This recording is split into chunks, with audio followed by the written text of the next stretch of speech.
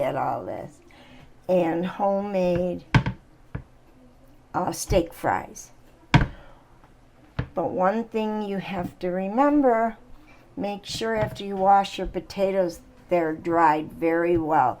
So the oil mixture I do with the garlic and salt and pepper to taste, and then you shake them up in here.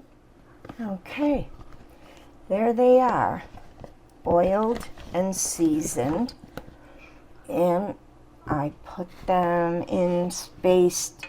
Don't put one on top of the other, or you won't really get the crispiness of baked fried. And I use the rest of the oil. I'll let it drip out. Into the oven they go while I prep my chicken. Okay, potatoes are along the side. They're about evenly cooked.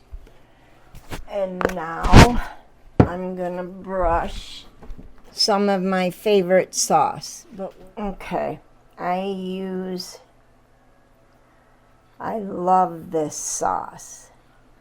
So it gives it a little bit of a tang, sweet tang, and it's a sauce you can use when you do rice instead of potatoes. Potatoes are coming out pretty good. So now,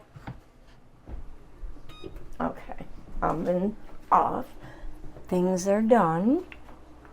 And of course I have to add more of that delicious sauce I told you about.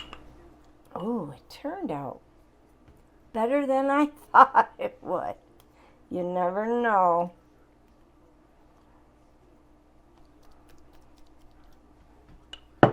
It was so easy. You buy a roasting chicken, throw some potatoes in, and enjoy.